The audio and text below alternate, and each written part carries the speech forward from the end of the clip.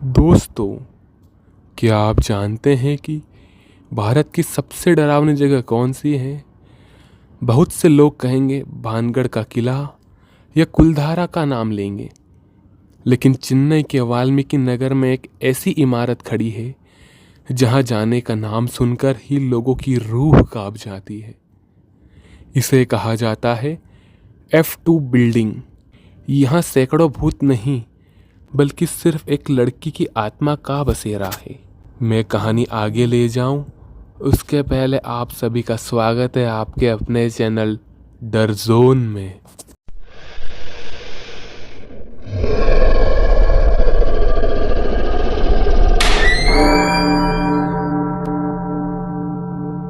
लोग कहते हैं कि F2 बिल्डिंग में जाने वाले के फ़ोन काम करना बंद कर देते हैं और जो सुबह 5 बजे से पहले यहाँ से बाहर नहीं निकल पाता उसकी मौत तय है।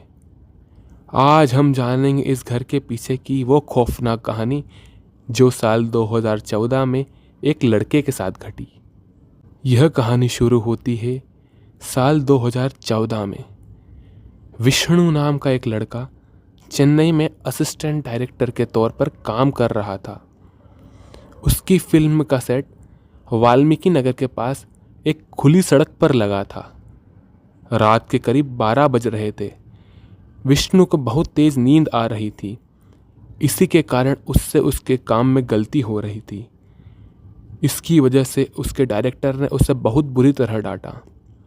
डायरेक्टर ने देखा कि उसकी टीम थक चुकी है तो वह सबको ऑर्डर देता है, अगला सेट 3 बजे है, उसके पहले सब आराम कर लो, लेकिन सब टाइम पे फिर से आ जाना। थकान से चूर विष्णु ने सोचा कि 3 बजे अगला शॉट तक वो आराम कर ले। वह पास के बंगले की तरफ गया।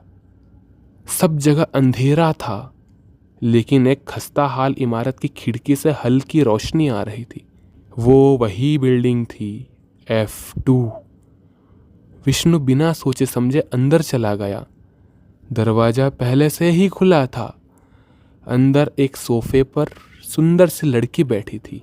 विष्णु ने लड़की से पूछा, तुम यहाँ क्या कर रही हो? लड़की जवाब देती है, मुझे मेरे पापा ने घर से भगा दिया है, इसीलिए मैं यहीं पर रहती हूँ। विष्णु ने उससे पूछा, क्या मैं यहाँ थोड़ी देर रुक सकता हूँ? लड़की ने मुस्कुराकर कहा, ज़रूर, मैं तो हर रात इंतज़ार करती हूँ कि कोई नया इंसान यहाँ आए। उसने बताया कि विष्णु को वह लड़की सामान्य लगी और वह सोने चला गया। रात के ठीक 3 बजे विष्णु की आंख खुलती है और वह टाइम देखता है और घबरा कर डांट के डर से शूट की ओर भागता है। विष्णु जैसे ही फिल्म सेट पर पहुंचता है, उसके दोस्त उससे पूछते हैं, तुम 12 बजे के कहाँ थे? हमने तुम्हें सब दूर ढूंढा, कहाँ गए थे तुम?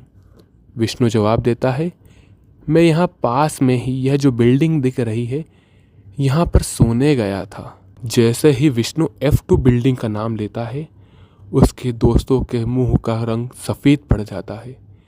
वह उसे बोलते हैं, तुम पागल हो गए हो क्या? जो भी इस बिल्डिंग में 5 बजे तक रहता है उसकी मौत तय है। इस बिल्डिंग में सुबह 5 बजे से पहले आत्माएं इंसान की रूह को निचोड़ लेती है। विष्णु अपने दोस्तों की बात पर हंसता हुआ बोला, मैं अभी वहाँ पर सो कर आया हूँ और तुम कहो तो मैं फिर से वहाँ पर जाके दिखा सकता हूँ। उसके और उसके दोस्तों के बीच शर्त लगती है कि वो 5 बजे के बाद वहाँ से जिंदा बाहर आकर दिखाएगा। विष्णु और उसके दोस्त रात के करीब 4 बजे फिर से उसी घर के दरवाजे पर जाते हैं, जहाँ उसके दोस्त समझाते हैं, यह शर्त के चक्कर में अपनी ज़िंदगी दांव पर मत लगाओ, अंदर मत जाओ। लेकिन विष्णु अंदर चला जाता है। विष्णु दोबारा उस घर के अंदर गया। इस बार घर में सन्नाटा था और कॉरिडोर की लाइट भी नहीं जल रही थी और वो लड़की नीचे नहीं थी। अचानक ऊपर की मंजिल से विष्णु को कोई ज़ोर ज़ोर से सांस ले रहा हो, जैसे उसका दम घुट रहा हो, ऐसी आवाज़ आने लगती है। विष्णु दौड़कर ऊपर जाता है और देखता है जो लड़की पहले सोफे पे नीचे बैठी थी वह वहीं कॉरिडोर में खड़ी है और एक बेडरूम की ओर एकटक देख रही है। वह लड़की से पूछता है, क्या हुआ? उस लड़की का कोई जवाब नहीं मिलता। वो लड़की से फिर से पूछता है, क्या हुआ? तभी विष्णु को कोई जोर जोर से सांस ले रहा हो ऐसी आवाज़ आने लगती है। वो दौड़कर उस बेडरूम की तरफ जाता है। जैसे ही वह बेडरूम में देखता है उसके पैरों तले से ज़मीन खिसक जाती है। वह देखता है कि एक लड़की ने वहाँ पर फांसी लगा ली है। विष्णु लड़की की ओर तेज भागता है और उसको पैर से पकड़कर ऊपर उठाता है और वो जो लड़की कॉरिडोर में खड़ी थी उसे बोलता है, यहाँ आओ, मेरी मदद करो, इसे ऊपर उठाओ। लेकिन उस लड़की का कोई जवाब नहीं मिलता। विष्णु फिर से बोलता है, लेकिन लड़की बिल्कुल चुपचाप एकटक उसे निहार रही थी। विष्णु फिर से जोर से बोलता है, क्या तुम्हें सुनाई नहीं दे रहा? मेरी मदद करो। जैसे ही विष्णु यह बोलता है वह लड़की जो फांसी पर लटकी हुई थी और जो एकटक उसे देख रही थी वे दोनों बिल्कुल भयानक हंसी हंसते हुए उसकी ओर देखती हैं। विष्णु एक झटके से जो लड़की फांसी पर लटकी हुई उसकी तरफ देखता है। उसका चेहरा हूबहू उसी लड़की की तरह था जो नीचे सोफे पर बैठी थी।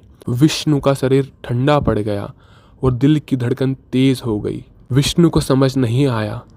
वह डर से एकदम लड़की को धक्का देकर नीचे मेन गेट की तरफ भागा। विष्णु जब नीचे पहुंचा तब लाइट और गेट दोनों बंद हो चुके थे। विष्णु धीरे से घड़ी की तरफ देखता है और समय हो चुका था 5:30 और उसे अपने दोस्तों की बात याद आ जाती है कि 5 बजे के पहले वहाँ से आ जाना, क्योंकि 5 बजे के बाद वहाँ से कोई जिंदा बाहर नहीं आता। विष्णु जैसे ही यह सोचता है उसे सीढ़ियों से उतरते हुए किसी की आहट आने लगती है और उसकी बिल्कुल डरावनी हंसी उसे साफ सुनाई दे रही थी। जैसे ही वह लड़की विष्णु तक पहुंचती है विष्णु डर के मारे वहीं बेहोश हो जाता है। विष्णु के दोस्त जो उसका बाहर इंतज़ार कर रहे थे वह गेट तोड़ते हैं और उसके दोस्त को बेहोशी हालत में वहाँ से बाहर निकलते हैं और जल्द ही पास के अस्पताल में उसे एडमिट करा देते हैं। विष्णु बच तो गया लेकिन उसकी दहशत खत्म नहीं हुई। वह हर रात चिल्लाता कि वो लड़की हॉस्पिटल के कॉरिडोर में उसे झांक रही है और हंस रही है। 4 दिन तक एडमिट रहने के बाद विष्णु बिना पुरानी बीमारी के होते हुए हार्ट अटैक से मौत के घाट उतर जाता है। लोग कहते हैं कि वह आत्मा जिसका नाम अनुष्का था ने अपना वादा पूरा किया। जो 5 बजे के बाद वहाँ रहा वो कभी नहीं बचा। लेकिन दोस्तों रहस्य तो यह है कि आखिर वह आत्मा कौन थी, वह आत्मा किसकी थी? तो दोस्तों जानते हैं कि उस आत्मा के पीछे का राज। यह कहानी है साल 2007 में। इस घर में एक खुशहाल परिवार रहता था। उसमें मम्मी पापा और एक लड़की रहती थी जिसका नाम था अनुष्का। वह लड़की अपने परिवार की बहुत प्यारी थी। सब उसे बहुत प्यार करते थे। अनुष्का का एक बॉयफ्रेंड था जिससे वह रात रात को मिलने जाती थी। लेकिन जब उसके पिताजी को पता चला कि अनुष्का किसी से रात को मिलती है तो उसके पिताजी ने उससे पूछा, वह लड़का कौन है, क्या है? तब अनुष्का ने बिल्कुल साफ साफ मना कर दिया, नहीं, मैं किसी से नहीं मिलती हूँ। तब उसके पिताजी ने जब उसकी माँ से यह बात का विवरण किया तब उसकी माँ ने भी अनुष्का से पूछा, लेकिन अनुष्का ने कोई जवाब नहीं दिया। तब उसके माँ बाप ने अनुष्का को बोला, अगर तुम्हें कोई लड़का पसंद नहीं है और तुम किसी से बात नहीं करती हो तो तुम्हें हमारी पसंद के लड़के से शादी करने में कोई एतराज़ नहीं होना चाहिए। अनुष्का मान जाती है, यह जानते हुए कि उसे एक लड़के से प्रेम था। शादी के ठीक 3 दिन पहले अनुष्का अपने बॉयफ्रेंड को बोलती है, चलो हम यहाँ से भाग चलते हैं। उसका बॉयफ्रेंड भी राजी हो जाता है, लेकिन उसका बॉयफ्रेंड उसे धोखा देता है। अनुष्का घर से बाहर निकलती है और उसका इंतज़ार करती है। रात के 12 बज जाते हैं, 12 से फिर 5 बज जाते हैं, लेकिन उसका बॉयफ्रेंड उसे लेने नहीं आता। अनुष्का डिप्रेशन में जाने लग जाती है और उसी कमरे में उसी पंखे पर फांसी लगाकर अपनी जान दे देती है। अनुष्का की आत्मा उसके माता पिता को आज भी उसी घर में दिखती है। थोड़े समय के बाद उसके माता पिता विदेश में शिफ्ट हो जाते हैं, लेकिन उस F2 बिल्डिंग की दहशत बनी रहती है। कहते हैं अनुष्का भूतिया रूप में आज भी उसके बॉयफ्रेंड का इंतज़ार करती है सुबह 5 बजे तक, और जो भी अंदर आता है उसे उसको मौत के घाट उतार देती है। आसपास के लोगों का यह भी कहना है कि F2 बिल्डिंग में, जो कि अनुष्का का घर था, वहाँ पर आज भी लाइट चलती है और उसकी खिड़की पर आकर एक लड़की बैठती है जो रोती है और कभी हंसती है और कभी लाइट वहाँ टिमटिमाती है, लेकिन किसी में भी इतनी हिम्मत नहीं कि अंदर क्या है जाकर देखे। क्या आप ऐसी चीज़ों में विश्वास करते हैं? क्या आप ऐसी जगह जाना पसंद करेंगे? क्या आपको लगता है कि यह सिर्फ एक कहानी है? कमेंट में ज़रूर बताएं।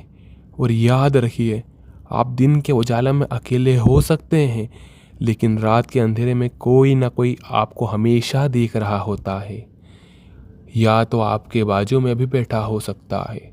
अगर आपको यह कहानी पसंद आई हो तो इसे लाइक करें, शेयर करें, सब्सक्राइब करें। धन्यवाद।